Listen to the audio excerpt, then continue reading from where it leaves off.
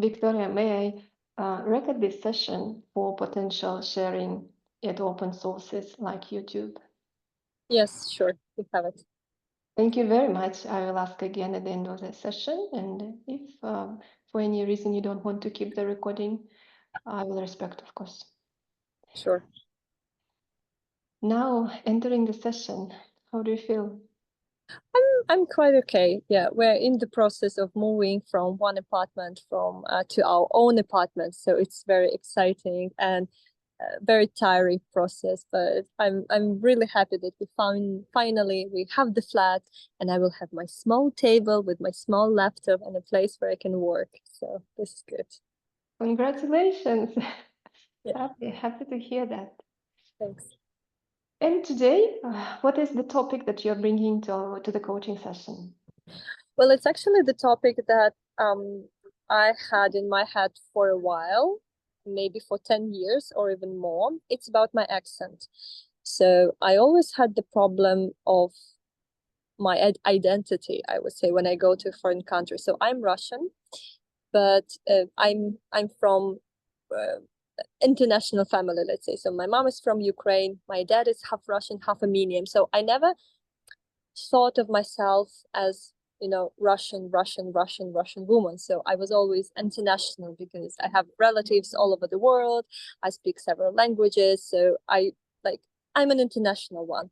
But when I first arrived in Italy, and I learned Italian, and I studied in Italian university, I did my PhD.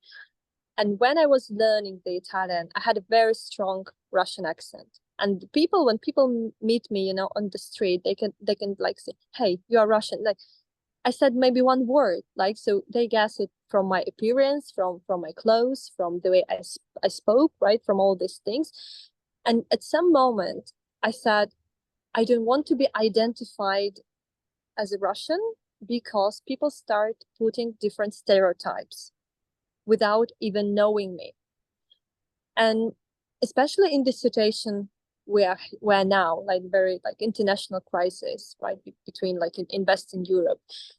For me, I live in Poland. So for me, for now, I guess it's quite difficult, the idea of this Russian accent, that people identify me with Russia and with all the things that is coming, like the stereotypes and the stuff. And I don't want that. And I think that it's not the problem with my accent, right? There's something in my head that stops me, because I think that it will like stop people from working with me. Like when I speak, I made a lot for my Russian accent to disappear, but I know that there are still some things, so people know that I'm not like native speaker, right? That you're somewhere from Western Europe. And I'm afraid that when they know who I am, they say, "Hey, you know what? We don't want to work with you, despite your experience, despite whatever you are. We're not going to work with you." So until they know me better, right? So, and I'm not sure whether I should just invest more in my accent and in my learning to reduce it, to minimize it, or I should just work a bit with my head and the problem just disappears, right? So I'm not sure which way to take. Is it psychological thing, or is it just I need to work more? And which languages are you talking about? You speak several foreign languages. Yeah. In which languages do you think you have this? So I speak English, I speak Italian, I speak Polish, and in Polish it is very, very strong Russian accent, because the sounds are very similar. The structure of the language is very similar, so I don't actually put too much effort when I speak it. So that's why people like guess from the after 5 seconds. I think I still have it in English, right? And yeah, I still have it in Italian. But for me, the problem is with my English, because this is what I sell. I don't sell my services in Polish. I don't sell my services in Italian, even for Italians. I sell my service in English. So that's why I want to give myself some space. So when I speak with them, at least they give me a chance to prove that I'm worth working with. And then, somewhere later, I will tell where I am, if it's even if it matters, right, for them. But like, I don't want it to be like they first guess when they hear me, when they talk with me. Mm-hmm. What is the central feeling in this situation when you speak English? And Sometimes, it's probably a shame, right? Because I like feel shamed somehow. I mean, there are a lot of feelings, but probably this is yeah, and intimidated, right? So that somebody like they may guess what I am, that I'm pretending to be someone else, which I'm not. And yeah, but probably it's a shame, like something that will just, yeah. if I offer you to scan your body for physical processes happening there, what do you notice?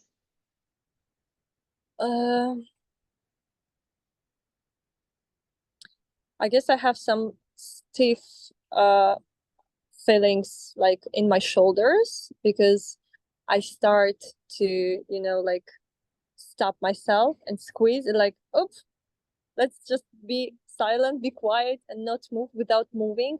So it's very stiff feeling, I would say. Yeah. Something blocked, like my shoulders are blocked and pressure in my muscles. How can it be connected with the feeling of shame? With the feeling of shame that you will... Yeah, but because I want to step back, shame because I don't want people to see me suddenly. Like, I want to cover, like I want to be invisible somehow and step back. Oh, wow. The interesting signs happening in Zoom now. What can, those parallel process sometimes show us additional information. If so, now for you, what kind of information is it? I guess it's just like I made a strike, so this is definitely what it is.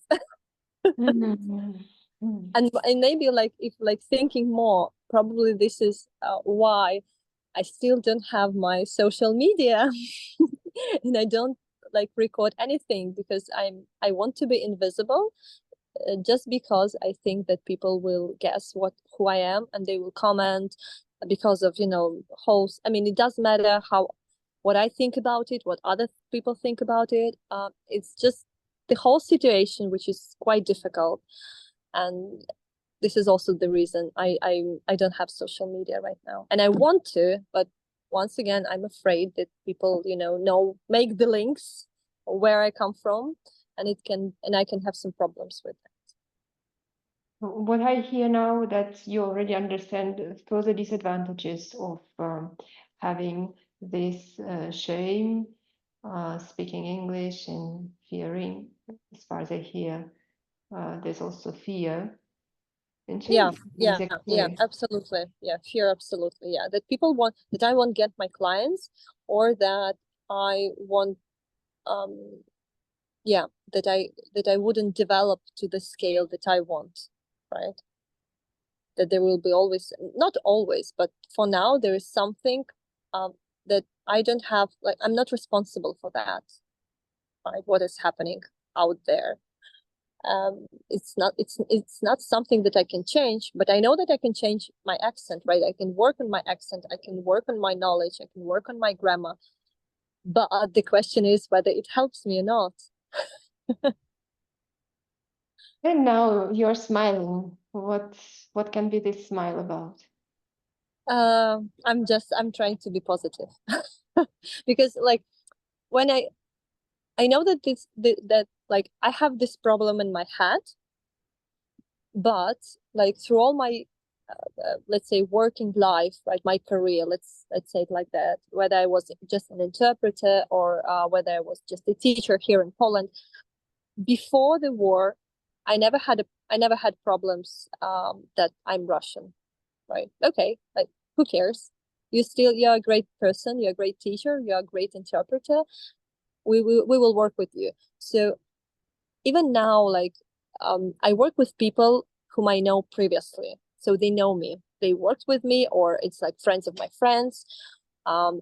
But now I don't work with like completely new clients, so who doesn't know anything about me. And with the current situation, I'm not sure that I can make a contact with them and it can work, right? Get the chemistry and everything, because the people I work with, it's like people from my past, let's say, and I never had problems with them, even with Polish people, like never ever, in my 6 years that I live here. But somehow it's there in my head, and it stops me from finding new clients, for doing social media, for going, outside a bit. Yeah. May I ask you now, what kind of shift do you wish for yourself in this topic? At least I want to understand whether it's something that I really need to work on, because like, or is it just is it just the language and the accent that I have to work with, or is it just some psychological thing that I have to work on? And like, what I'm afraid of is that if I don't know, I saw there is this course on British pronunciation that you pay, I don't know, 3,000 euros, and after 3 months you speak like a native. And I'm afraid that if I invest in that, I'm still going to have that problem because I can't change my identity, right? I'm what I am. I will just pretend to be a native, which I'm not. And so there is always going to be this problem of my identity, of who I am, despite the language. When you solve this situation to the most desired result, who will you become as a personality? Somebody who doesn't care. Yeah, just more maybe more self-esteem, right? Because I don't sell, like I sell my knowledge, right? I sell my intuition sometimes, and it really helps working with people. I sell my motivational skills as I can motivate people and stuff like that. So I don't sell my identity, right? They don't work with me because I'm Russian or because I'm not something, but they work with me because I'm just somebody who can help them, right? So yeah, because now I do care about that stuff, and I would like not to care. Let me check how I heard that. The personality shift is going to be that you are a person who doesn't care, as far as I hear, about the background in terms of country or nationality, and just someone who can help. And this is the personality, the desired shift, the future destination. And the current point, as far as I hear, is the person who does care. Yeah. Probably this is the way I would put it. Yeah, the person who doesn't care. I mean, in a sense that it doesn't disturb me, right? What I am and what I'm not. I don't sell, like I sell my knowledge, and I sell the way I can help people.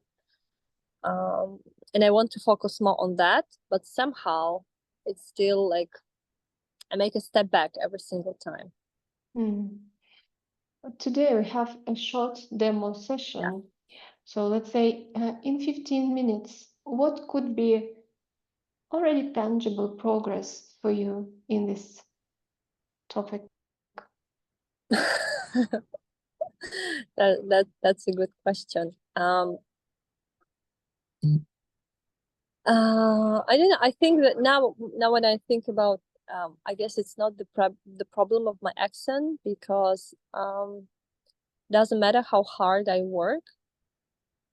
Like my knowledge of English or my knowledge of Italian or whatever, it can't influence the color of my passport. let's say it like that. So I'm always, I mean, not always maybe, but who knows, but now I'm what I am. And probably the best result would be just maybe to accept what I am, like what nationality I am, what nationality I have. Just to accept it. Yeah, probably that would be a good step. Yeah, for sure. What can be an indicator that you have accepted it? Maybe something I can feel something in my body, right? So when I think about that I don't feel like squeezed shoulders, or that I don't feel that my muscles are blocked or something like that. Yeah, probably I would like to feel something in my body that would be a good indicator that, hey, you are in the right way. So instead of squeezing, what kind Yeah, of reaction it could be potentially? something that I can breathe. I can just pull my shoulders down. What can become available for you once you create for you this result? You accept it. You don't have squeezing feeling anymore. You can. I would definitely have less excuses. Because now it's not only a problem that I say, oh, I have this accent, or I'm from this country, so people don't want to work with me. But for me, it's also an excuse. Like, I'm not going to do this project, because they're going to know who I am, and they will reject my offer, whatever, right? So probably I will have less excuses, and just And if then I don't do that it's not just because I try to find an excuse, but maybe because I don't want to work on that or this project. Yeah, so less excuses. Less excuses. But what else can you do when you have less excuses? I can probably promote my offers, my service with more, just being more confident when promoting my service, I would say. So when we explore now, what is an important aspect to explore so that you get this acceptance of who you are? I guess the root of everything, of every single person, of every single problem, sorry, a person has, is to understand why. Like, why do I have this at all? If I maybe, is it something that comes from my family? Is it something that just, international situation, it looks like that? So I guess I'm not the only one who is a bit like, like steps back. So if I understand why, maybe it will be easier to accept, and it will be easier to understand how to work with that, what I should do with that. If I ask you to define this why do I have it? The root, why do I? I hope you can answer this question, not me. I'm so much interested in how you put it. Oh, that's yeah, it's probably one of the things that I have mentioned in the very beginning. Like, I never felt that I belonged to one nation. Like, my mom is from Ukraine, and she has relatives in Poland, sorry. And my dad is half Armenian, half Russian, and I lived in a city of Astrakhan, which is not. I would never call it a Russian city, because it's a mix. It's a mixture of different cultures, right? Of people from Azerbaijan, from Armenia, from Kazakhstan, and it was always like that. And I lived in this culture of this, melting pot. Like, my best friend was Muslim, and it was okay. Like, I never had problems with that. I never had problems with some religious holidays, and I always lived in this international atmosphere, even if it was, like our friends and neighbors, right? Neighboring countries. And maybe that's why, for me, when I go like outside, I can't identify myself as a Russian person, because, like, I never was one. You know what I mean?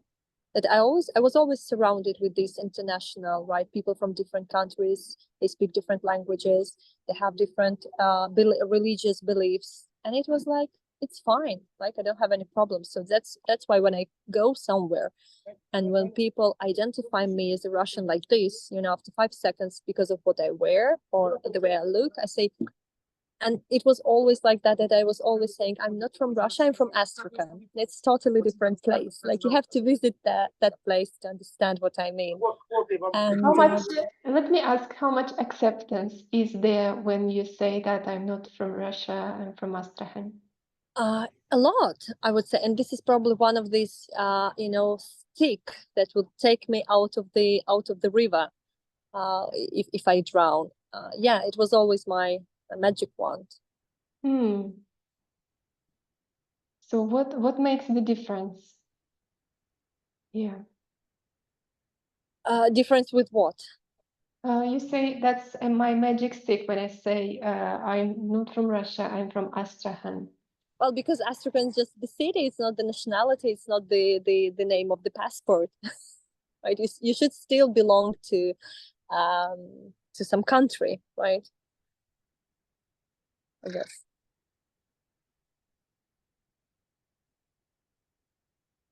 Why is it better to belong to Astrakhan versus to belong to Russia? Because it gives me more, it gives me a wider overview of life, you know, because I grew up between different cultures, right? We had people who believed in Buddhism, Jewish people, Muslim people, and like I grew up in that place, and probably that's why I personally never had problems with like stereotypes or like I had, and I have, I guess, I hope, just a wider picture of the world, right? Because I experienced more than just a person who lives maybe in the central of Russia and knows just Slavic culture. Because of where I grew up, I know other cultures as well, right? At least like something. At least I lived close to them. They're my neighbors, so it feels very, very close. And like when like people who live in the central Russia and they say, oh, this and that, and say, no, wait, it's the other way around, right? You don't know, you should come, you should see, you should speak to these people and you understand. You say this because you don't know. And I was always privileged that I live in a city like that I experienced just, you know, different cultures and different beliefs. And it always gives me some power. Let me check the value that I hear, of one of your values here. As far as I hear, the value is multinational, multicultural environment, diversity, diversity of the view, and acceptance of different cultures. Let me check. How do you have it? Yeah, probably this is right, because I worked in education for 10 years, and my boss, let's say, she was always saying that we live in the Caspian capital, you know, and I believed in that so much that it's not like a small city somewhere over there. No, it's a capital. It's a capital of cultures. It's a capital of different languages. It's the capital of Caspian culture. So it's a lot of things, and I was always proud of that. So when I was going to Italian universities, I was proud not because I'm Russian, but I was proud because I'm from that city, and that I could promote this city, because like I'm promoting it to you right now, even if I haven't been there for 6 years. So yeah, this diversity is probably what I will always have with me. Something that, yeah. Because we have a demo short session today. So far, we have just explored one aspect in this situation, but already at this point, how do you see what can bring you to this acceptance of who you are? Maybe the idea that it's not something that can be a problem, but it's actually something that I can make, that I can profit from. Because the way you have put my words is like that, the diversity and this bigger picture of the world and stuff like that. So it's actually something that I can use, and I do use in my work, right? Working with different people with different beliefs, even here in Poland, right? So yeah, I guess maybe it's not the problem. I can just slightly change the angle that I see at this problem, and I would see it from a different aspect. Thank you for sharing that. And Yeah. if I can invite you into checking your processes in body, especially where you used to have squeezing feeling, Mm-hmm. what is there now?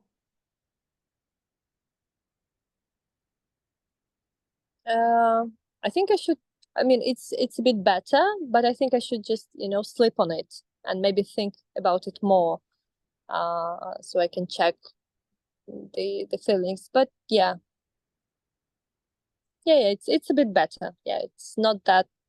I'm not going to step back. I'm trying to move forward. Celebrating already this change with you. Yeah. And what would be your biggest thought you want to take with you out of this session? The biggest thought. Maybe I would rephrase the sentence that I had in my mind, that I'm Russian. I have a Russian accent, or I'm Russian, let's say, and I can't, and it's difficult to me to find clients. Maybe I would put it in the other way. I was born in Astrakhan. I lived in a in a culture full of diversities, and I can help every single person, no matter nationality, language, and religious beliefs. And how do you feel with this thought? Yeah, it's like fire now in my chest. Yeah, it feels very it feels me, I would say. How can you integrate this change, this thought, this feeling with the exact action point that you can put down in your diary? I should definitely start my social media. No more excuses. Yeah, What is but the this like exact first the step? small step, the small step. Oh God, you know what came to my mind now? That I would like to send an email to my boss, to my ex-boss that I worked in Astrakhan many years ago, and just thank her for all the diversity that she helped me to see and that I believed in. Yeah, that would be a very good step. Right now, what is happening in your body? Oh, I want to cry because I remembered all the good stuff that I've been through. Because at this moment when you were sharing, I got extreme goosebumps. And it could be some common process in our field of our coaching session. Yeah. If it gives something to you. Sure. Yeah. What can be an obstacle of integrating this new view? A Rome wasn't built in a day, so this belief that I have in my head, it didn't appear in a day, right? So it was there for some time. So I guess one of the obstacles is just that I will be just going back to my previous thought that I have in my head. Yeah, just because I used to think like that. And once you notice this process of going back, what kind of support you can activate for you?